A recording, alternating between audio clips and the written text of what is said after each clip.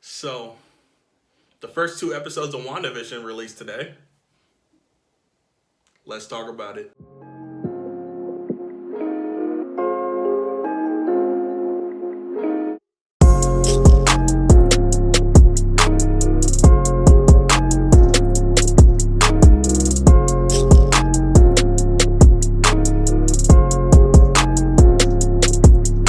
What's up, y'all? It's your boy AJ, and this is AJ Reacts 2. And WandaVision dropped two episodes today on Disney Plus, and it's interesting to say the least. Let's kind of give like a backstory of how I feel about these characters. Wanda, I really enjoy as a character. I just feel like there's a lot of, unexplained, backstory for her. And I know she's had quite a bit of time in the MCU, and probably just about as long as Vision, honestly. I don't know, something about her feels a lot more compelling than Vision. Now, getting on to the Vision train, Vision is not one of my favorite Avengers at all. He's like probably lower tier Avenger for me, because really the only good film, not the only good film, but the only film that he was good in was Ultron. He was kind of annoying in really every other movie that he was in. Let's see, Civil War, annoying. Infinity War, he was okay, I feel like, but he really shined in Ultron though. Now, WandaVision, it's a TV show. It is on Disney Plus. It's on streaming. That is the future of TV and movies, streaming services, man. It's crazy, but they finally brought the MCU to the small screen. And I think this is a good idea. I think a lot of things are doing that. Star Wars is doing that now with The Mandalorian. They announced a ton of other shows, and Marvel is following suit. That's what you do. You kind of conform, and this is what people are doing. This is what people want. So that's what you give them. And the first show to come out from Marvel is WandaVision. WandaVision, the first two episodes were the only ones released at this time that I'm speaking to you now. But I know a few people that have gotten screeners for the third episode, and then they're kind of going to go from there. I've only seen the first two that dropped today, so we're going to talk about those. The first episode really feels odd, just really weird, different type of world. They bring us into this world of a black and white, old-timey sitcom, and they pay homage to these, sitcoms that were like this in that time, like 50s, 60s, those type of shows. You got Mary Tyler Moore, you get I Love Lucy. They get put into those kind of scenarios, just innocent, really, family friendly scenarios. And this is how they, their dialogue is changed, because this is the kind of world they're in. They seem very confused. They think this is where they belong, but something's not right. Just a little bit in the first episode.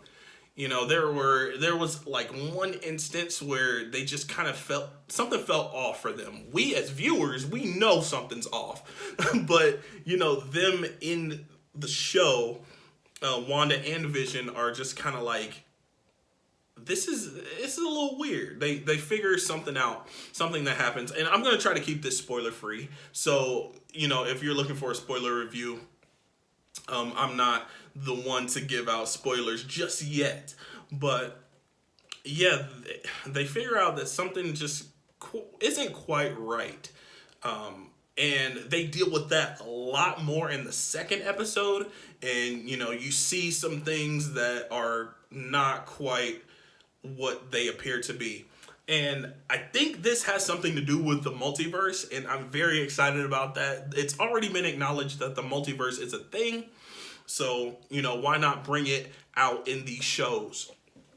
I think that's really already been talked about and said, that this is leading up to Doctor Strange and Multiverse of Madness. It just seems like odd. And the thing is, it feels like the show is paying homage to these old sitcoms and things like that. But why?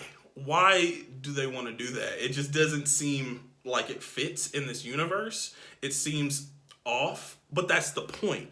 This is what they want you to feel, and they want you to feel like you're being strung along a little bit, give you a little hint of what's next. It's a little frustrating. It was a tad bit frustrating. I know some of my buddies were saying like, yo, this is, I'm trying to have an open mind, but this is not, this is weird. You know what I'm saying? So, and that's kind of how I felt too. I think that's just the point. We have been deprived of Marvel content. Like the first thing we get from, Marvel is kind of stringing us along. And that's just kind of a little bit off-putting, but it also makes you hungry for more. So it's kind of smart in a way, but it's annoying in another way. Predictions for WandaVision the rest of the season. I know that something has to happen to where they're kind of woken up out of this dream state or multiverse, whatever they're in. That has to happen within a few episodes because that will just get really annoying really fast. We're already seeing some of that.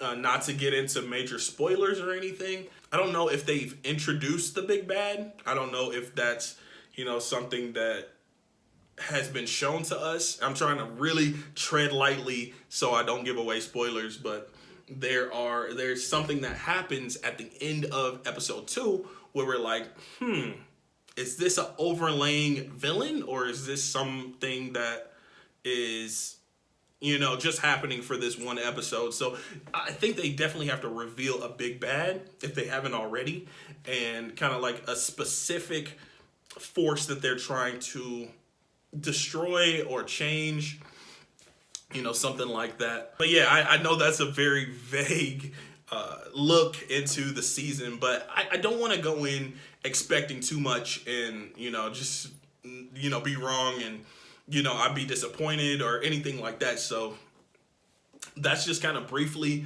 what I thought about the first 2 episodes, what I think about the future of the season. I think it's going to be good. It's pretty promising. It is.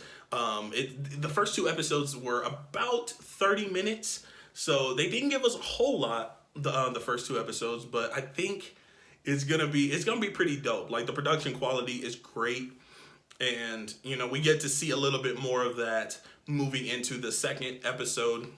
I'm not really scared or nervous about the direction that is going. I have trust in, the series and, the production of it. So if you enjoyed my spiel about the first 2 episodes of WandaVision and where it might take us into, the future of the MCU, hit that like button, smash that subscribe button. Follow me on socials, Twitter, Instagram, Letterboxd, Twitch, AJ Reacts 2, all across the board.